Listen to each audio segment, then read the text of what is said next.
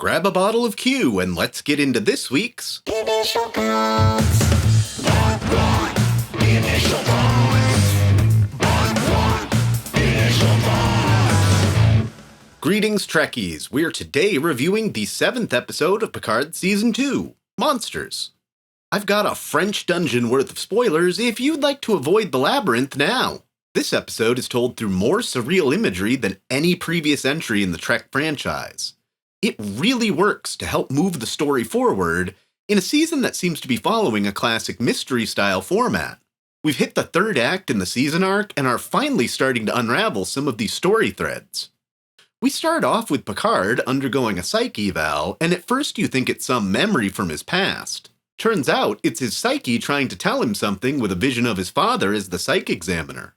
He gets him to tell a story from his past about young Picard and his mom playing dress-up as kings and queens.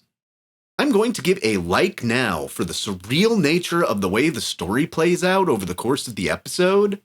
It tells a chunk of the tale of his mom's mental illness through the eyes of a young boy. While he thought his father was the bad guy in this story, it appears his mother was both Bowser and Princess Peach simultaneously in the story, and he didn't interpret it correctly as a child. His father actually tried to help his mother and keep him out of the way of her neuroses. Meanwhile, she's seeing the imagery of the atrium paintings coming to life and stalking her. I've got another like for when Talon first goes inside Picard's mind to help him, and she hears pieces of Picard's voice from past episodes. When it first started, it felt like the voices of people that had died under Jean-Luc's command in Tapestry, and then one of the callbacks is actually from that episode. There's also sound bites from Best of Both Worlds, The Hunted, and Chain of Command. Seven and Raffi go wandering around Los Angeles again, but this time to find Agnes, since they've seen footage of her having a case of the Borg Queens. Hopefully this finally puts these two characters to some actual use this season. I've given a like for Rios and Ramirez's on-screen relationship every episode so far, which brings me to a dislike. Chris has become blinded by a love that cannot be. It's one thing to have to lightly and carefully explain why there's a White Walker attached to Picard and a bunch of future tech. It's completely another to beam her and her kid to La Serena for a sightseeing tour. I do, however, have a like for yet another callback to Star Trek IV, the one with the whales. When Rio says he's from Chile, he just works in outer space. And we get some backstory about his dad wasn't around, and he is kind of latched on to strong male figures like Picard in his life. It seems like this might be the season coming full circle. I don't think Q is originally behind the chicken and the egg timeline shift. I think we're harkening back to a more serious version of All Good Things.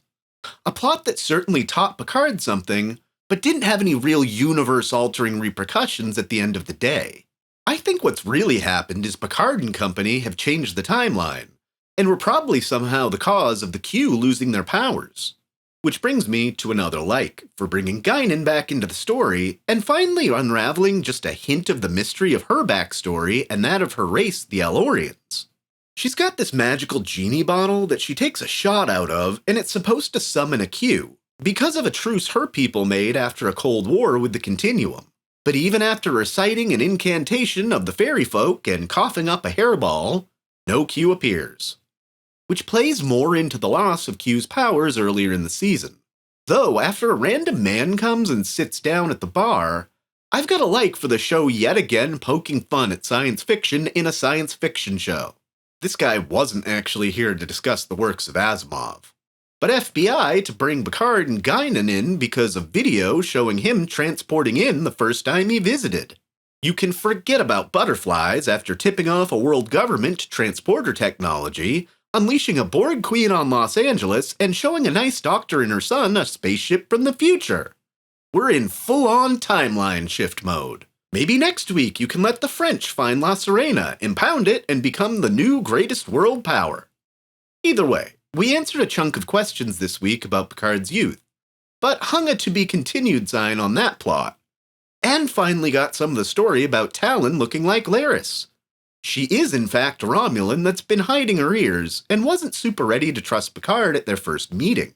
Whether this is Laris in the past or just her ancestors still remains to be seen, but it's nice to finally get some movement on that plot point as well.